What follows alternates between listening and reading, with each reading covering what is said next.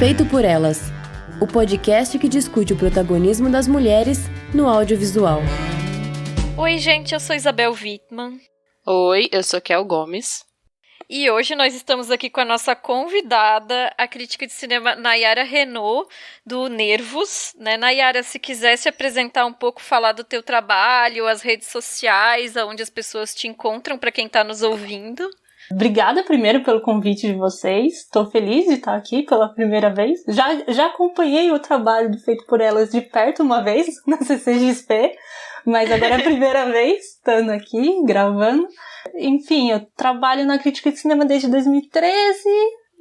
Já trabalhei no CineWeb durante um bom tempo e desde 2016, no final de 2016, aí eu abri o site, o Nervos, que eu falo mais de cinema, mas às vezes falo de TV, música, enfim. É isso, estamos aí junto e vocês podem encontrar Nayara Renaud ou @Nay_Renaud no Twitter, Letterboxd, essas coisas, tamo aí.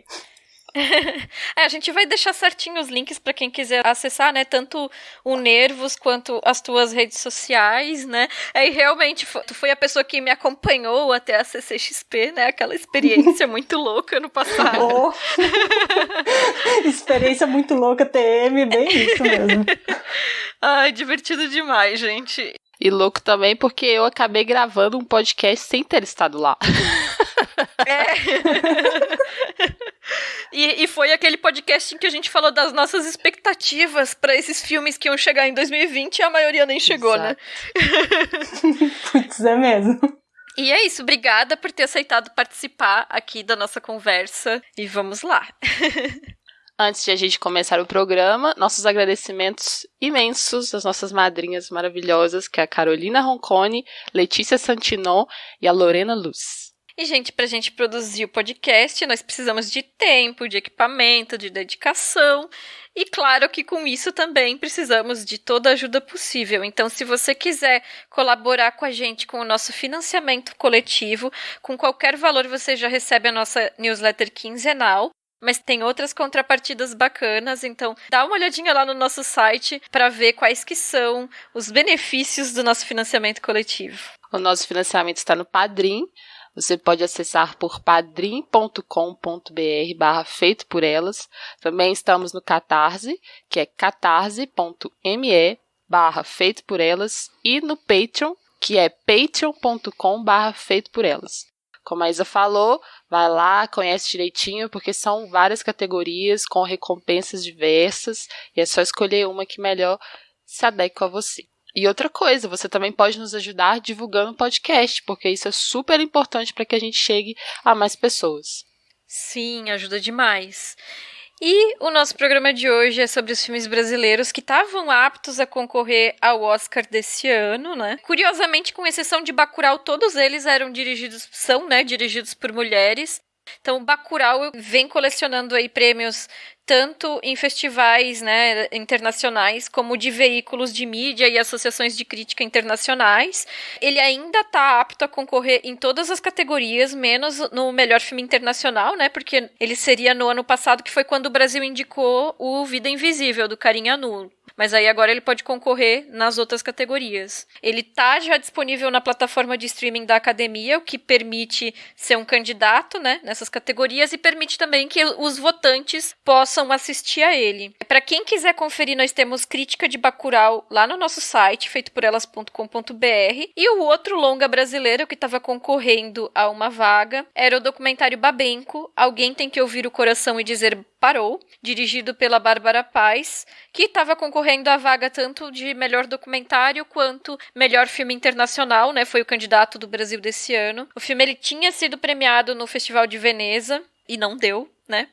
Para chegar nessa categoria de melhor filme internacional. Nós também temos uma crítica sobre ele no site, comentamos também sobre ele no podcast sobre a Mostra de São Paulo de 2019, né? Inclusive, agora eu tô pensando, Nike, tu falou que essa é a primeira vez que tu tá participando aqui do podcast, mas tu sempre participa também dos podcasts especiais de mostras e festivais com os clipezinhos da tua fala dos filmes preferidos. É que a primeira gravação discussão ao vivo, digamos assim. E aí a gente vai deixar os links para essas críticas e esses podcasts todos certinhos na postagem, né? E aí a gente chega aos 4 curtas brasileiros que chegaram agora com possibilidade de indicação ao Oscar, que é o Umbrella, o Baile, Filhas de Lavadeiras e Carne. Todos eles estão disponíveis na internet, a gente também vai deixar os links para quem quiser assistir, porque embora eles não tenham entrado nas pré-listas do Oscar, ainda assim vale a pena conhecer essa produção aí recente do cinema brasileiro. E a gente vai começar falando sobre Umbrella, né, que é um curta de animação, dirigido e roteirizado pela Helena Hilário e pelo Mário Pesce. Ele já passou por vários festivais, viralizou no YouTube. E ele mostra um menino em uma casa de crianças, um orfanato, né? E esse menino, ele tem uma reação quando ele vê uma menina e a mãe chegarem de carro com um guarda-chuva amarelo. Porque aí mostra em flashback que o pai dele, quando deixou ele lá, usava um guarda-chuva da mesma cor. E uma das coisas que me chamou a atenção no filme foi a estética. Porque ele não parece nem um pouco que é um filme do Brasil ou que é um filme no Brasil, né? Então as ruas parecem ser ou da Europa ou dos Estados Unidos, tem uma lareira na sala, a parede tem aqueles lambris de madeira, né? Nada disso tem muito a ver com a nossa realidade, né? E aí eu fui procurar e eu achei uma entrevista com a Letícia Magalhães, que é crítica também do Elviras, né, do Cine Sufragete, com a diretora Helena Hilário, e ela perguntou sobre isso, e a diretora respondeu: a obra é brasileira, abre aspas, né, a obra é brasileira, inspirada em um evento que aconteceu na minha cidade natal, Palmas do Paraná, produzida em São Paulo, por artistas brasileiros, e isso classifica nosso filme como nacional. A beleza e magia do cinema é de contar histórias que sejam universais, comuniquem com todos os públicos, e acreditamos que o Umbrella seria aceito da mesma maneira se tivéssemos algum elemento típico brasileiro, pois o ponto principal do nosso curta é a história e a mensagem em si. Então a entrevista tá muito boa, eu vou recomendar para vocês lerem ela na íntegra, né? Não vou dar mais spoilers para vocês lerem lá no Cine Sufragete, mas é isso, né? Eu acho que as escolhas estéticas para mim ainda parecem estranhas. O que vocês acharam disso? Pixar. Exato. Então, gente, eu acho que é muito tentar, mas bem estética Pixar mesmo. E ter essa questão de universal, talvez tenha sido de todos esses 4 curtas que estão aí, aquele que tentou mais buscar essa vaga no Oscar, né? Então ele tentou buscar essa estética da Pixar, que é universalmente conhecida e que é muito reconhecida pela academia. Então não só, acho que nos traços, né, e em termos técnicos, mas especialmente nessa linguagem mais sentimentalista até do que a própria Pixar, né, mas enfim, aí eu acho que é isso que eles tentaram galgar esse espaço aí. Eu concordo demais, eu acho que era um objetivo, assim, nítido, né, tentar chegar lá, assim. E como que a gente faz isso? Com algo que seja familiar para esse público, né? Só pelo título já se tem um baita afastamento que é Brasil, assim, eu até estranhei, Umbrella, tá. Mas assim, não deixa de ser um filme brasileiro por essas escolhas, obviamente, como a própria diretora falou, mas definitivamente vai perder identidade, né? Vai perder algo que é único, assim. E é um filme que comove, busca essa comoção, assim, por um melodrama que é simples, direto e que traz mesmo essa mensagem muito universal, né? Esteticamente falando, eu acho que a animação é bem feita. Não me chama tanto a atenção, assim, porque depois de Wolfwalkers eu acho difícil. Eu acho difícil a gente, sabe, ficar até comparando, porque, cara, eu me apaixonei tanto por Wolfwalkers, aquela riqueza de detalhes por ser feito à mão, enfim, que eu fico, assim, até encantada mesmo. Mas você vê que é muito bem feita, tem esse padrão mesmo de grandes estúdios, né? Essa coisa dos cenários também me incomodou um pouco, porque é isso, você tá vendo ruas que não parecem ser daqui, não são daqui, né? Também tem essa coisa de não ter diálogo, que também ajuda na universalidade.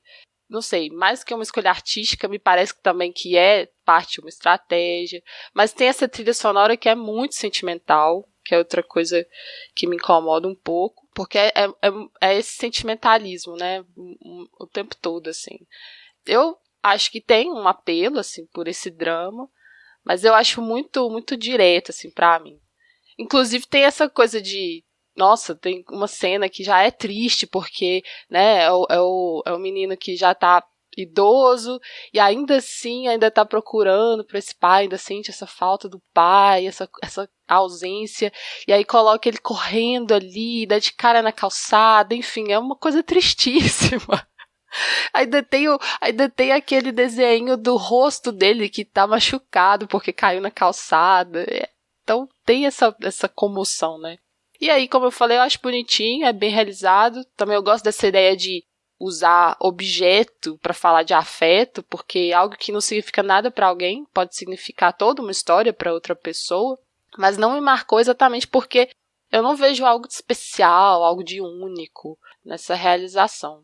Pois é, isso que tu falou do título também me chamou a atenção, até porque, como tu disse, né, ele não tem esses diálogos, né, mas tem textos em alguns momentos, né, e os textos também estão todos em inglês, né. É isso, quando a gente vê os comentários no YouTube, onde o filme está disponível, a gente percebe que lá a maioria das pessoas deixando os comentários são gringos, né, então acho que é uma estratégia que para distribuir esse filme internacionalmente funcionou bem, né, impulsionou a carreira do filme. Não me chamou tanto a atenção o estilo da animação, mas eu achei, assim, que as texturas estão maravilhosas. Então, assim, essa cena que tu falou que o idosinho cai na calçada e tudo, aí chega perto dele, a gente consegue ver a textura do casaco, do cachecol, todo o tricô. Então, eu acho que esse trabalho de texturas é bem impressionante pro filme, né? Uso de cor também. E principalmente naquela parte dos flashbacks, eu acho que as transições ali acho que foi muito acertado, assim, sabe? Flui muito bem esteticamente e tecnicamente ali o filme. Tem alguma coisa no movimento dos personagens, às vezes, que eu acho que o CGI não funciona tão bem. Mas aí eu acho que compensa bastante nesses detalhes, assim, os outros. Mas voltando só do sentimentalismo, eu só preciso repetir o que eu comentei no Letterboxd, que eu tenho certeza que esse filme vai viralizar uma hora ou outra no WhatsApp. Sua tia vai colocar no grupo da família. Perfeito, exatamente. Exatamente. E assim, sabe, é porque comunica muito, muito diretamente, né? Aquela coisa do melodrama, assim, olha. Você vai se comover. E aí nós temos agora indo pro curta, né, de que é live action, seria, né, no Oscar, o curta ficcional com atores, né, que seria o Baile, que é dirigido e escrito pela Cynthia Domiti Bitar, e é um filme sobre uma menina cuja mãe tira fotos 3x4 na sala de casa e que a bisavó mora com elas. Eu achei esse filme muito bonito. Eu acho que é impressionante a quantidade de sacadas que a Cynthia conseguiu colocar em um filme tão curto. O que vocês acharam? Olha, também achei a mesma coisa, porque são muitas sutilezas, né, que ela consegue colocar ali, e uma coisa que eu acho muito interessante em pouco tempo ela ter trabalhado, e que às vezes, até num longa, no cinema nacional, às vezes não consegue fazer isso, que muitas vezes o personagem fica muito sujeito à alegoria política, social, que o cineasta quer ali demandar, quer discutir. E ali eu acho que é muito interessante como você consegue ver como a política, né, como a política afeta a vida das pessoas nas coisas pequenas e grandes e tal, em todos os aspectos, mas mesmo assim as personagens têm uma vida própria ali, sabe? Criam uma vida própria, e tudo isso em só 17 minutos, se não me engano, não é? Acho que é. Aquela agora.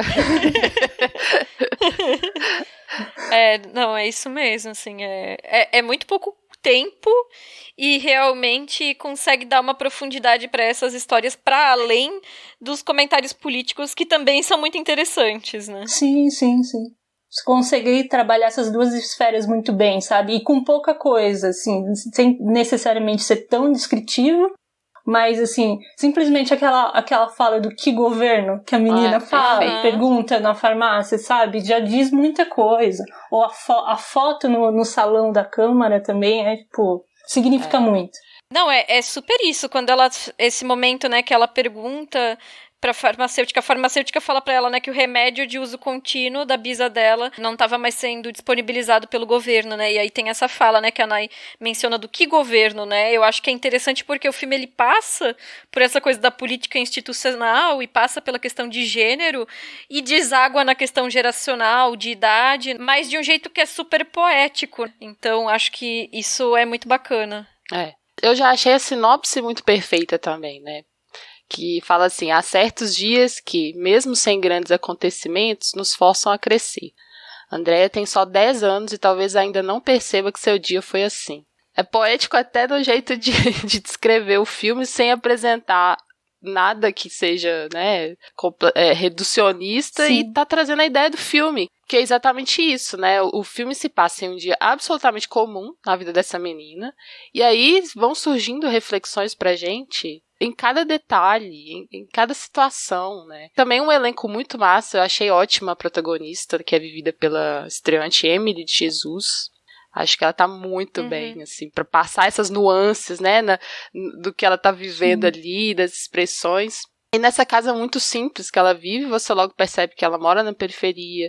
Tem a mãe, tem a bisa, que também tem Alzheimer, que também já traz outras camadas pra gente pensar.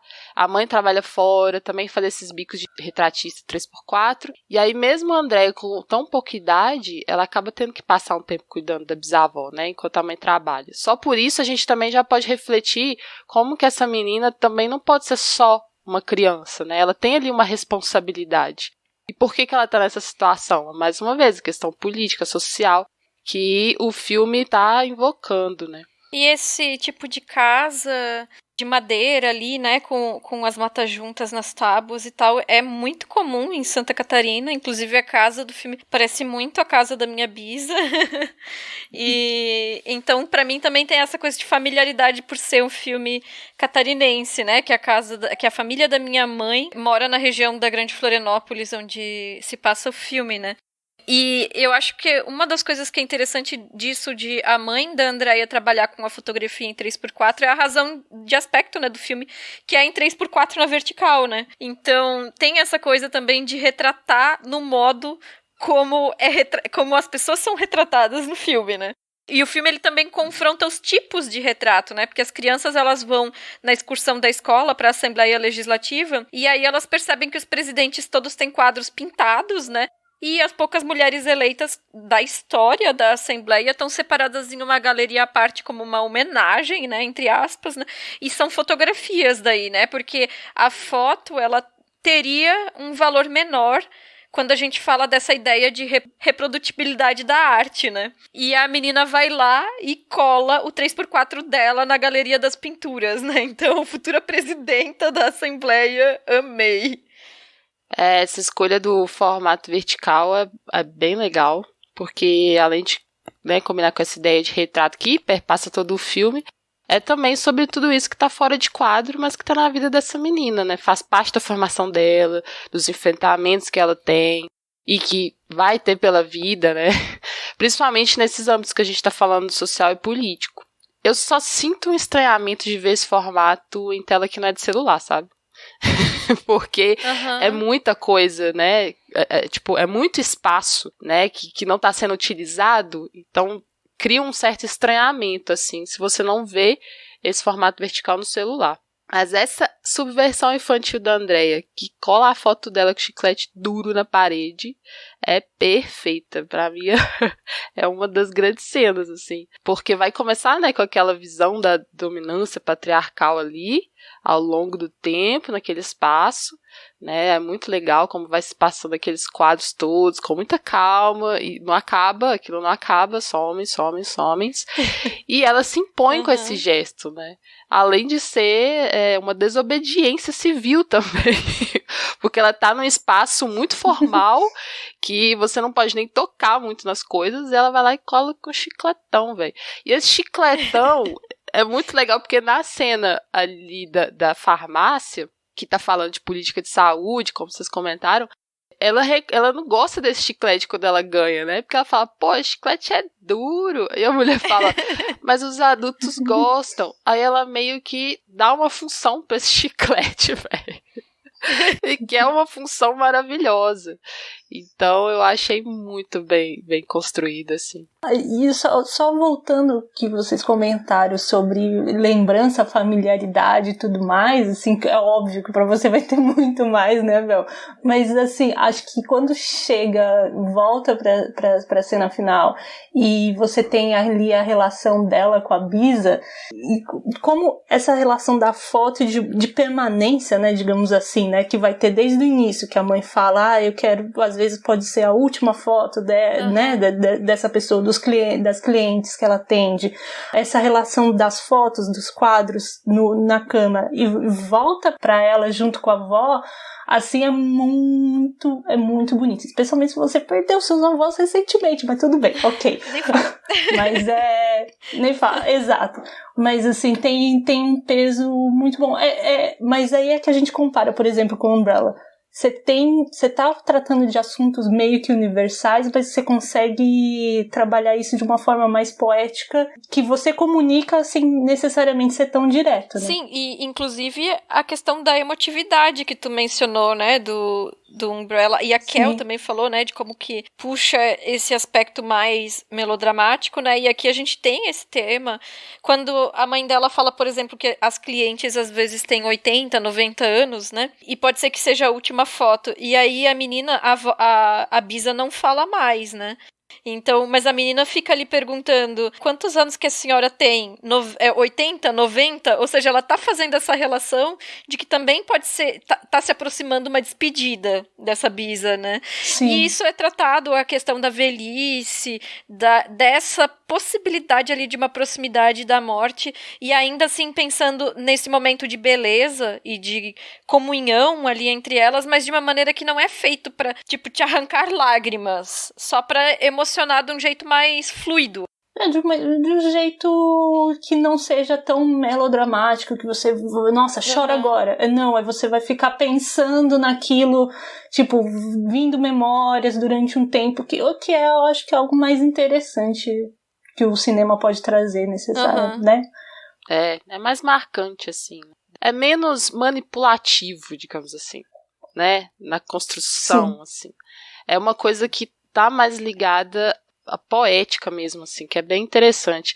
E aí, nessa relação das três, a gente vê muito cuidado, né? E é linda a forma como a mãe da Andrea proporciona esse momento do retrato como um momento feliz e também de beleza para as clientes, né? Para aquela cliente idosa, que é a primeira pessoa que a gente vê ela trabalhando ali. E aí você tem essa sensibilidade de passar a mensagem de autoestima pela imagem, assim, né? Não precisa de, sabe, de estar em, sabe, algo muito direto. Você sente através da ação do personagem o que significa isso, assim. E aí, quando ela depois vai explicar pra menina, né, olha, pode ser a última foto dela, e você ainda tem essa camada de pensar na relação com a morte, né? E também a questão da memória. E as lutas que essas mulheres todas carregam, assim, são 90 anos, o que essas mulheres já não passaram, sabe? Por quais enfrentamentos elas já tiveram que passar, assim, em comparação com essa menina que está começando a perceber essas coisas. Então, conecta tudo, né? Conecta essa vida que já tem 90 anos, com essa vida dessa menina, mas com a memória ali política dessas mulheres ali, da história da política de Santa Catarina, que também tem essa falta, né, ali dos espaços de poder. Então, é muito legal. Eu achei um filme, assim, incrível mesmo, porque é como a gente falou no início. Em poucos minutos, tá cheio de camadas. Isso é de quem domina a linguagem de cinema mesmo. Sim, totalmente. E aí o filme seguinte que nós vamos mencionar faz essas conexões também, né? De pensar, assim, a questão geracional das mulheres, o afeto, o cuidado. Só que dessa vez no documentário, né? Que é o Filhas de Lavadeiras, que é dirigido pela Edileuza Penha de Souza. E o nome do documentário já explica tudo, né? Porque ele trata de mulheres que trabalhavam como lavadeiras, o legado que elas deixaram para as filhas delas, né? Então tem depoimento da Ruth de Souza, da Conceição Evaristo, da Benedita da Silva, e também tem depoimentos de mulheres que não são tão famosas, né? Então, qual que era a rotina e que tipo de... realmente de legado é a palavra, né? Que elas tinham como intenção deixar para suas filhas. E sobre esse documentário, eu acho que, assim, em termos formais, ele até é conservador, né? Porque ele segue aquele padrão de cabeças falantes, não tem tanta experimentação no sentido de linguagem, mas eu acho que ele é feito com tanto cuidado, a gente consegue ver o afeto que tá colocado ali, né?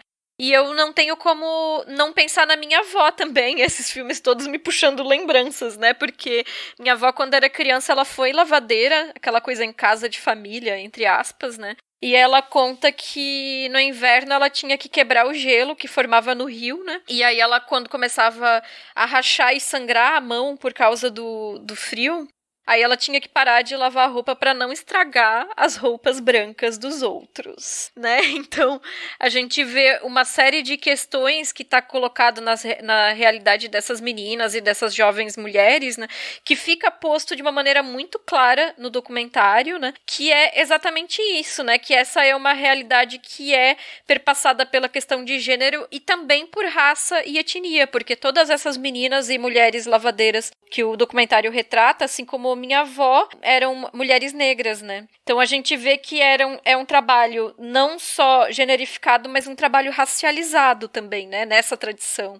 Então, essas histórias do passado das mulheres de nossas famílias, nossa, são de muita dureza, né? Eu também acabo pensando na minha avó, na minha mãe, que são mulheres da roça, ali do Vale do Mucuri, de Jequitinhonha, região muito pobre de Minas. São os menores índices de desenvolvimento do estado, do qual eu pude me mudar aos 18 anos, né? E aí eu vim morar em BH, aqui no Feito por Elas, já comentei sobre isso, então quem conhece a história sabe.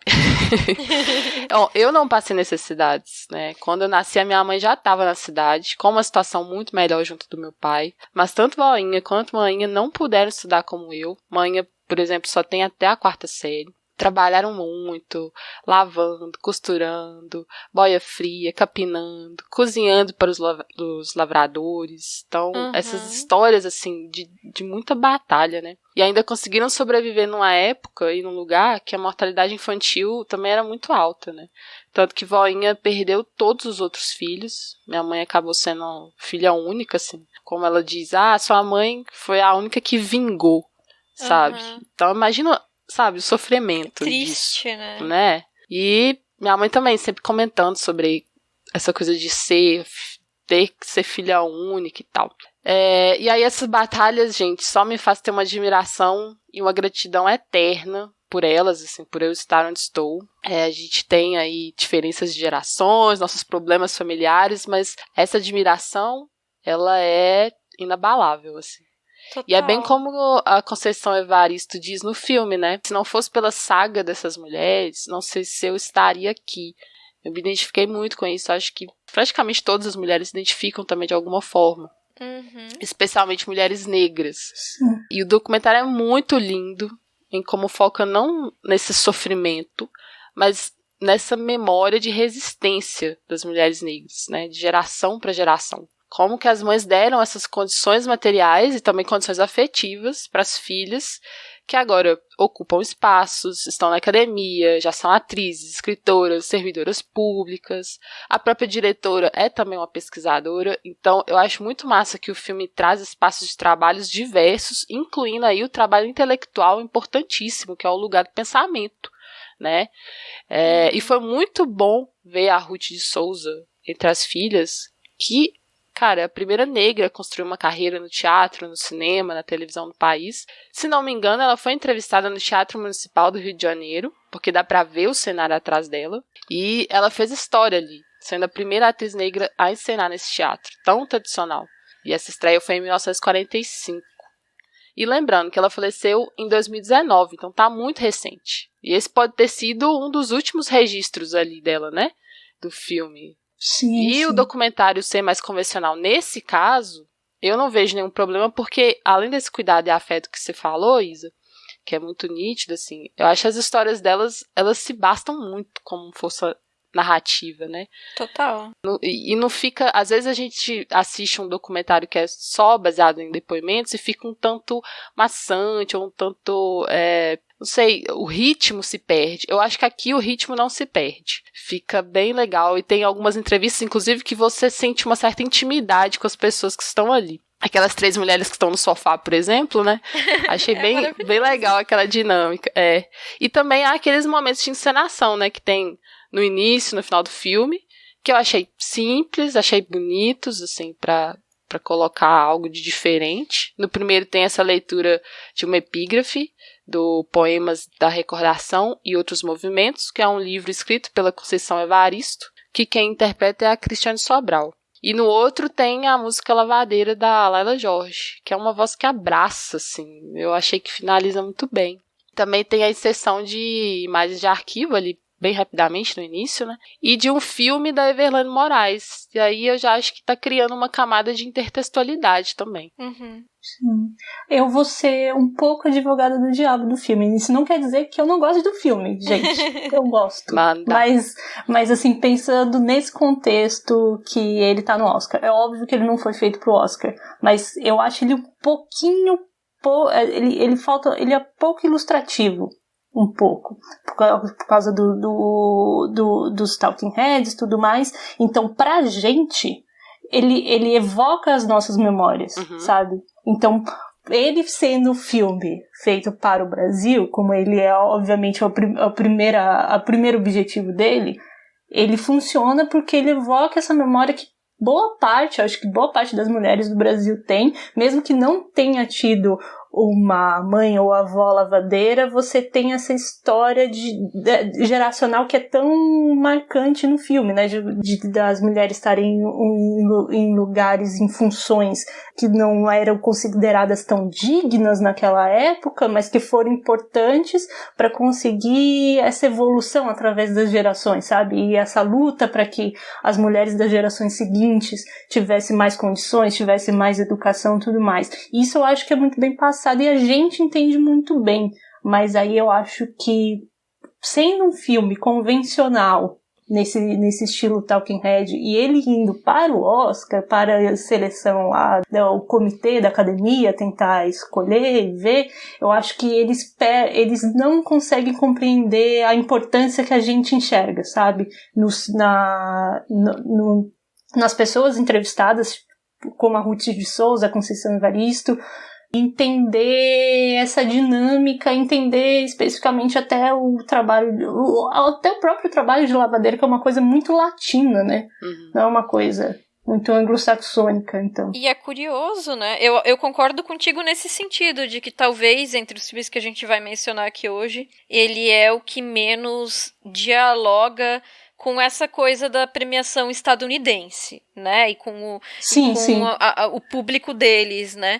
Mas é uma coisa que é interessante nos próprios relatos presentes no filme, é que a gente vê que são mulheres de gerações diferentes, né? Então, quando a gente pega ali a Ruth de Souza, no momento em que o depoimento foi gravado, né, como a Kel falou, ela já faleceu, ela já era uma senhora muito idosinha. E aí a gente pega meninas jovens, cujas mães eram lavadeiras, sei lá, ontem, no Brasil de agora, né? Então ali a Kel mencionou aquele trio de mulheres no sofá, falando que de lavar roupa pro aeroporto aqui em São Paulo. Gente, já tem máquina de lavar roupa, sabe? Como é que essas roupas ainda eram lavadas por pessoas à mão, sabe? Então é muito interessante também pensar em como que esses trabalhos se perpetuam apesar do avanço tecnológico e tudo mais, porque isso ainda é a questão da transposição social no Brasil, que sempre foi muito dificultada, né? O quanto que geração após geração essas mulheres estavam fazendo as mesmas atividades. Sim, sim. E nessa questão, assim, de geracional, assim, agora eu vou dar até um exemplo no caso que não é feminino, é do meu pai. Meu pai, ele trabalhou boa parte da vida como motorista, né? Motorista de autoridade, digamos assim. E aí teve um dia que chegou aqui um convite de uma instituição que trabalha no lado cultural, não vou citar o nome, né? E aí chegou do convite muito bonito, tal, que ia inaugurar uma nova unidade aqui em São Paulo, e aí tinha lá o nome do presidente maior da instituição que financia, né? E aí meu pai falou, nossa, já trabalhei, já fui em festa nessa casa.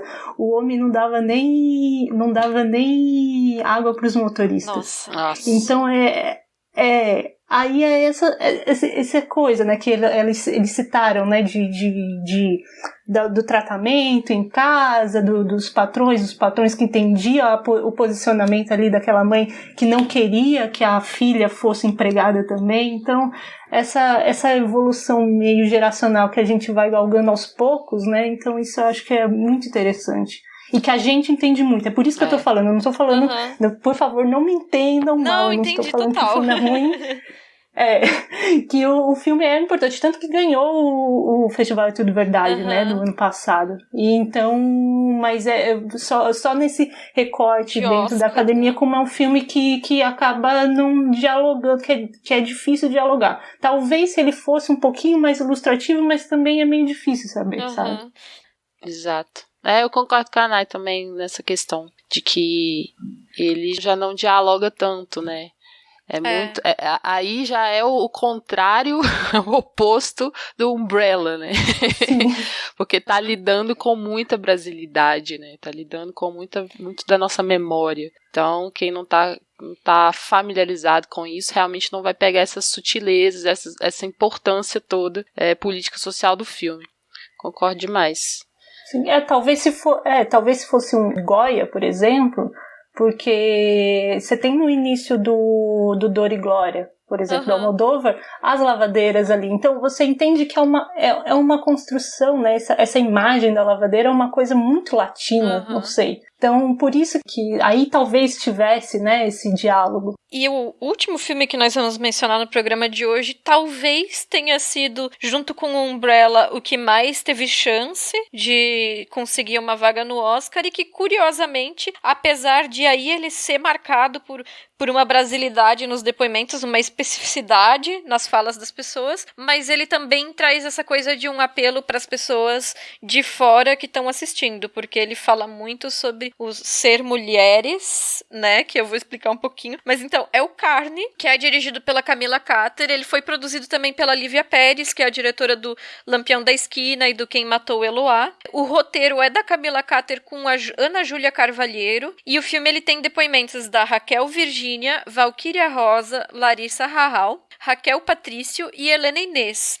O filme ele foi vencedor do prêmio da Abracine, do prêmio da audiência de melhor curta e do prêmio de melhor roteiro do júri oficial do Festival de Brasília em 2019 e vários outros prêmios, né? Então esse filme passou por vários festivais e ele tá sendo muito lembrado, né? E esse filme é um documentário, mas também é um filme de animação, né? Então ele pega esses depoimentos das 5 mulheres que a gente mencionou sobre as experiências delas sendo uma carne mulher, né? Porque passa essa noção de elas serem um corpo, então é feito esses paralelos com a carne, né? E aí ele usa o áudio desses depoimentos sobrepostos com as imagens animadas. E eu gosto que cada depoimento tem uma técnica de animação diferente, né? Então, o primeiro é um quadro a quadro com objetos reais, com tinta vermelha. Aí depois vem uma aquarela, depois tem um desenho com cores sólidas que pega tons de rosa e marrom. Depois tem um quadro a quadro com argila e por fim tem uma intervenção na película de filme. E eu acho que essa brincadeira visual toda funciona muito bem em termos estéticos mesmo, é muito bonito, né? E gera essa coisa, né, de que são depoimentos muito sobre as experiências das mulheres brasileiras, mas que dialogam com experiências mais amplas do ser mulher. Sim.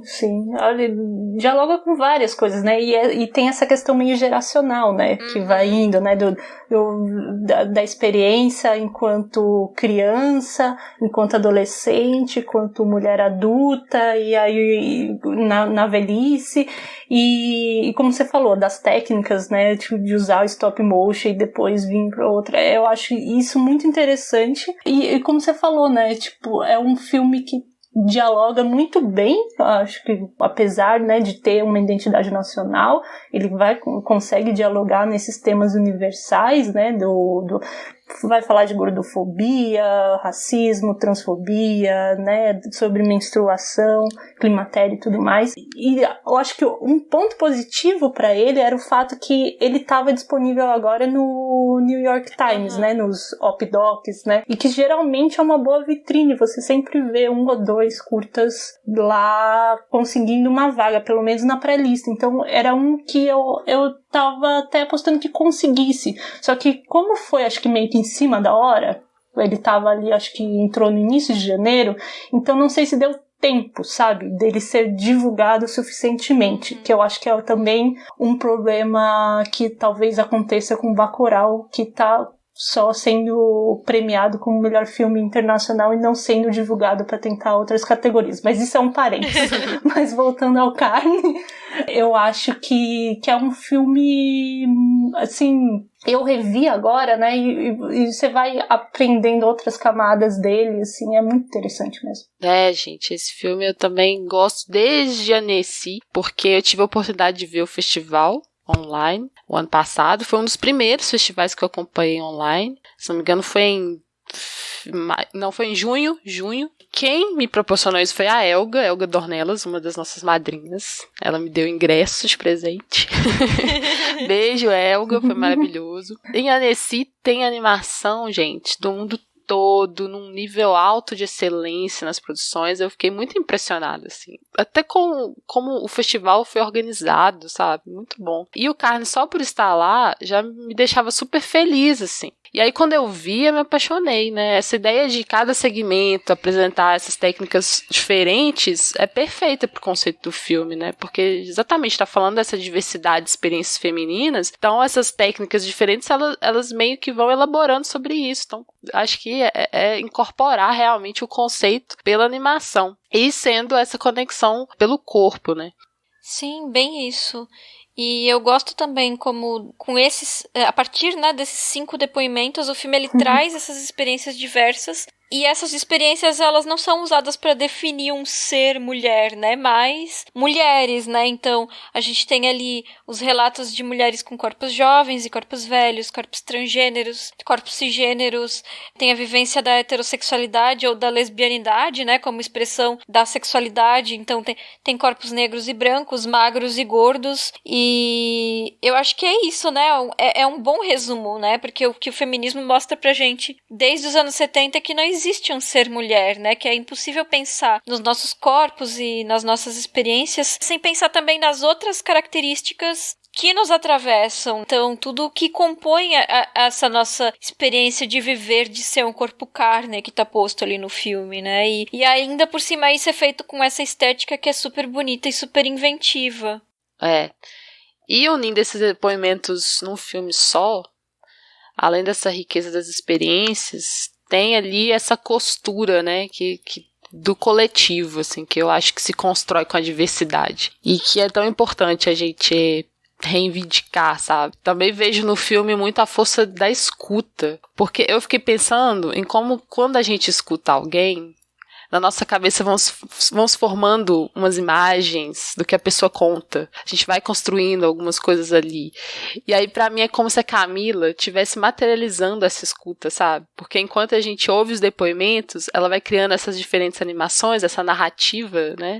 Pela animação, que são imagens muito simbólicas, né? Você pega, por exemplo, aquela imagem da boneca ali. Aquilo é forte, né? Uma imagem forte, né? Atravessada pelo sangue, pelo vermelho, entre outras, assim, são vários quadros que você pode tirar do filme e que são super representativos dessas experiências, dessa questão feminista e tudo mais. Como você falou de você escutar, né, de materializar a escuta, e justamente combinando com isso que a Bel falou, de dar essa identidade, né, como a gente vai criando um repertório visual a partir de cada escuta que você, né, de cada fala que você ouve ali. Eu acho muito interessante que tem um certo experimentalismo ali na Helena Inês, e você já meio que atribui ali a ela essa evolução artística dela, sabe? E como ela consegue, como vocês falaram, materializar isso, né? Acho muito interessante.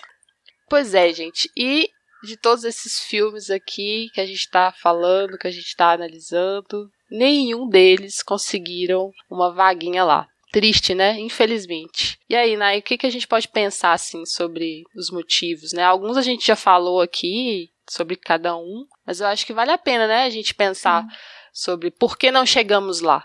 Nem mesmo com Babenco, por exemplo. Eu acho, assim, Babenco, a gente teve o caso que o pessoal tava fazendo, a produção tava fazendo crowdfunding, vaquinha, para conseguir dinheiro para trabalhar a divulgação lá fora.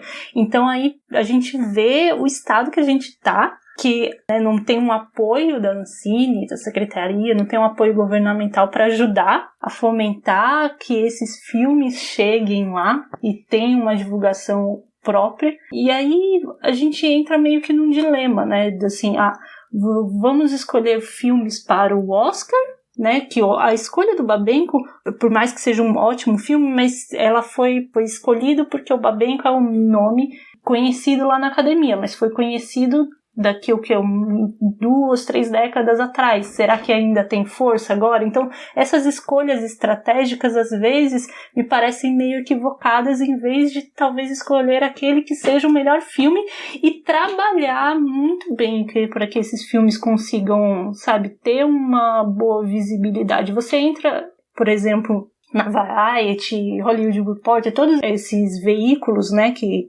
cobrem entretenimento. Você olha, as propagandas estão sempre for your consideration. Então é muito dinheiro investido lá fora para que esses filmes consigam, ter um espaço para que o membro da academia lembre, será que vale a pena ver esse? Tá, então vou ver, sabe? Porque querendo ou não, e aí nesse ano o que teve de diferença especificamente na parte do melhor filme internacional é que o comitê não salvou, digamos assim, alguns filmes que eles achavam interessantes que deveriam ser vistos nessa pré-lista, que era algo que acontecia até o ano passado. E aí, por causa desse momento de pandemia, etc., eles tiraram isso e aí acabou meio que tirando a chance justamente desse comitê salvar algum filme. Esse filme não teve tanto espaço, não foi tão visto, como seria, por exemplo, O Isso Não é Enterro, é uma Ressurreição, de Lesoto, né? Que é um filme maravilhoso que devia estar na pré-lista, mas aí não, sabe, ou se acontecesse assim, de alguém gostar muito do Babenco e falar, olha, não, esse filme merece ser visto, então acho que vou colocar né, vamos colocar na pré-lista para forçar o pessoal a assistir e dar uma chance para ele. Então, isso acho que foi fundamental. E na parte dos curtas, é muito complicado, né? Porque eu acho que, com exceção do Umbrella, que foi muito feito para tentar essa vaga no Oscar, são filmes visando aqui o mercado de festivais nacionais e com muito festival internacional, como aconteceu com Carne em Annecy. Mas não são tão voltados. E assim, eu não acho que necessariamente eles precisam ser. Mas quando você tem um filme que tem um potencial, como eu acho que o Baile e o Carne eram 2 filmes que tinham potencial, que assim, tinham qualidade e tinham uma universalidade dentro disso, né? Mesmo tendo uma identidade brasileira, o Umbrella, por exemplo, ele tinha todos os ingredientes de Oscar, mas talvez não tinha um refinamento para conseguir ali na competição ter o seu espaço. E aí eu acho que quando você tem filmes interessantes, como foi o caso do Carne e do Baile, eu acho que é uma questão de tentar um investimento e tentar, né, criar um boca a boca ali e fazer a coisa acontecer, né? Mas aí é complicado. Eu não conheço todos os meandros da academia, eu tô falando aqui como alguém que vê por cima, tá, gente? Eu não sou especialista, mas assim, é meio óbvio que não é uma questão de falta de qualidade do nosso cinema, não, de jeito nenhum, mas talvez de algumas escolhas e de uma falta de estrutura para fazer a coisa chegar lá. Só um exemplo muito fora de premiação e tudo mais, como o nosso cinema pode chegar lá fora. Cinderela Pop, eu tô falando uma coisa totalmente, né, um filme pop, nada a ver. Cinderela Pop, eu acho que foi uma escolha muito errada de distribuição, porque ele saiu no Carnaval, uma semana antes do Capitão Marvel. E foi um filme que meio que naufragou na bilheteria, sendo que tinha um potencial de filmes, né, esses filmes juvenis ganham uma bilheteria, tudo mais, tinha o protagonismo da Maísa, tudo mais. Aí não deu muito certo no circuito. Quando ele chegou na Netflix, ou seja, ele teve espaço de divulgação, ele ficou lá nos top 10. Durante a pandemia, teve um período que, acho que, não sei, teve uns 2 a 3 países ali da Europa, não lembro se era Hungria, Holanda, sei lá, que o filme também chegou no top 10 da academia. Ou seja, eu não tô falando da academia, ó, gente, da Netflix. Ou seja, é uma questão que o nosso cinema, seja ele para festivais ou premiações, ou um cinema mais comercial, ele tem a sua qualidade, mas o que falta? Essa divulgação. Então, saber estratégia de divulgação. Acho que é uma coisa muito complicada na nossa indústria de modo geral. Nossa, perfeito. Exato. Eu fico pensando assim que são muito caras as campanhas, né? Tava vendo que um anúncio em sites, por exemplo, que você mencionou, chega a custar tipo $100 mil. Então imagina, né? Tem ali investimento de várias fontes e principalmente do governo. Aqui a gente não tem isso, gente. Aqui é completamente abandonado, sem apoio. A gente parece que vive, na verdade, não só abandono, mas na verdade é um ataque mesmo, assim, né? É algo contra. Na verdade, é algo contra. Parece que não quer que aconteça. De tanta, sei lá, é muito revoltante, muito revoltante. Pra você ver um filme ter que fazer uma vaquinha, sabe? Nossa, isso é preocupante. E não é uma questão, assim, de querer que o nosso cinema seja adaptado ao mercado estadunidense, até porque, na verdade, o próprio mercado do cinema internacional nem quer isso, né? Sim. Às vezes se cai nesse erro de pensar que se fizer um filme num padrão hollywoodiano, aí é que ele vai fazer sucesso internacional, quando, na verdade, esse mercado, ele busca justamente as pitadas de personalidade de cada país impressas naquele cinema. Então, a gente vê aí o caso de Parasita e o sucesso do cinema coreano como um todo, né, no mercado internacional nos últimos anos. Então, como a Nai falou, a gente já tem essa qualidade do nosso cinema, né, e não é uma questão de pensar em produzir para o mercado hollywoodiano ou para o mercado estadunidense, mas realmente de pensar em o quanto que, se nós tivéssemos mais esse tipo de incentivo e de investimento na divulgação do nosso cinema no exterior, o quanto que isso não se reverteria em um sucesso comercial muito maior dos nossos filmes, como a Nai estava mencionando esse caso da Netflix, né, que deixa muito claro, né, e assim, esse tipo de sucesso comercial prolonga a vida de prateleira dos filmes depois, né, e esse prolongamento traz depois, obviamente, um retorno financeiro ainda maior. Então, é muito isso, né, de uma falta de uma visão a longo prazo da situação do cinema. Exatamente, falta de visão estratégica direcionada para a economia criativa, né? Bom, e mesmo, infelizmente, nenhum desses filmes terem chegado lá nessa vaguinha, acho que foi muito bom a gente ter feito, né, esse programa sobre eles, discutido eles, principalmente porque, com exceção de Umbrella, que o protagonista é um menino órfão, refugiado, todos os outros filmes pensam, né, o ser mulher em sua diversidade. E poderiam fazer parte, por exemplo, de uma mesma sessão de curtas, né? Porque dialogam muito, assim. Tem Carne, que faz essa colagem das experiências, através do corpo, Baile, que nos envolve pelas percepções, também esse crescimento de uma menina negra em apenas um dia, tendo essa conexão também com outras mulheres da família, da escola, da política. O Filhas de Lavadeiras resgata essa luta de mães negras para possibilitarem estudo e uma vida melhor para suas filhas. Então, cada um, eu acho que com muita sensibilidade à sua própria maneira, traz pra gente muitos aspectos com os quais a gente pode se identificar e outros que nos empatizamos. E, aliás, existe esse verbo, gente, empatizar? Nem sei. Olha, eu não sei, mas se não existe, a gente inventa aqui. Tá inventado o verbo empatizar.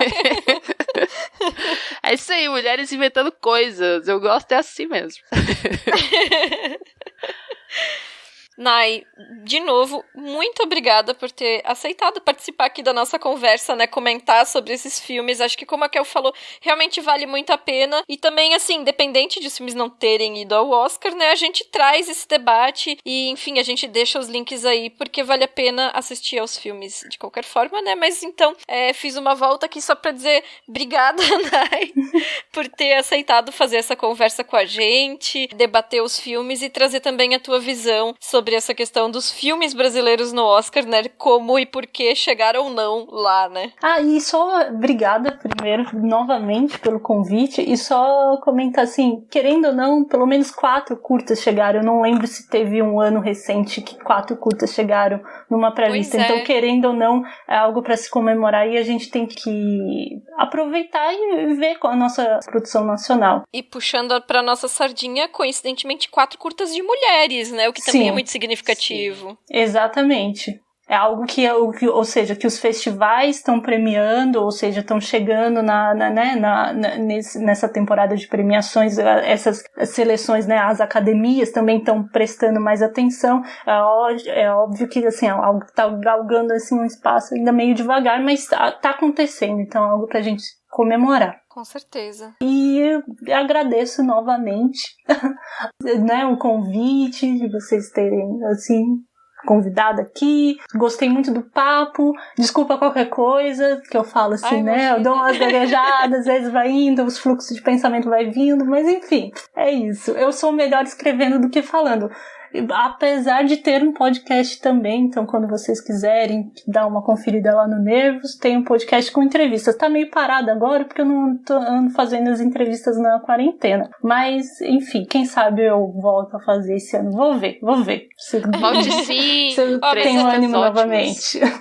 E é nós, assim, essa coisa de é mais fácil escrever do que falar é uma constante, então tamo junto. Bom, gente, esperamos que você tenha gostado dessa conversa nossa, porque, né, é nítido que a gente amou fazer. E acompanhe também o nosso trabalho nas redes sociais. Estamos no Twitter, no Instagram, Facebook, também no Letterboxd do Feito por Elas. Um pedido que eu faço é para você nos avaliar no iTunes ou num outro aplicativo da sua preferência. Além do site do feed, os programas também estão disponíveis em todas as plataformas e aplicativos de podcasts. Também estão no YouTube. Links e referências, como sempre, vão estar lá no post, né, do episódio. E fica o meu convite para você participar do grupo no Telegram, porque é um grupo muito legal, que as pessoas estão conversando all the time sobre cinema, sobre realities e tudo mais que surgir à vontade lá. É um grupo muito acolhedor, então aproveitem. Amo. E mandem os seus comentários sobre esse programa também para o contato@feitoporelas.com.br ou pode também deixar no nosso site, no feitoporelas.com.br. Aproveitando a notícia que a Kel trouxe na nossa última newsletter, então, para quem não é nossa madrinha ou padrinho já fica ligado que a nossa newsletter tem conteúdos maravilhosos também. Aí a Kel separou essa notícia, que esse ano, pela primeira vez, o Globo de Ouro tem 3 mulheres indicadas na direção, né? Então, a Chloe Zhao por Nomadland, a Regina King por Uma Noite em Miami e a Emerald Fennell por Bela Vingança. Então, a gente pegou essa deixa, pensando aí na presença das mulheres no Globo de Ouro, e o nosso próximo programa vai ser sobre a única vencedora do prêmio até hoje, que é a Barbra Streisand, que venceu por Yentl em 1983. Então nós vamos conversar sobre esse filme e falar um pouco sobre a carreira da Barbra Streisand. Então, obrigada pela audiência, gente. Até o próximo programa. Beijo, gente. Valeu, tchau, pessoal. Pesquisa, pauta e roteiro, Isabel Wittmann, Kel Gomes e Nayara Renault. Produção e edição, Isabel Wittmann. Arte da capa, Amanda Menezes. Vinheta de abertura composta por Felipe Aires. E locução da vinheta por Débora Garcia.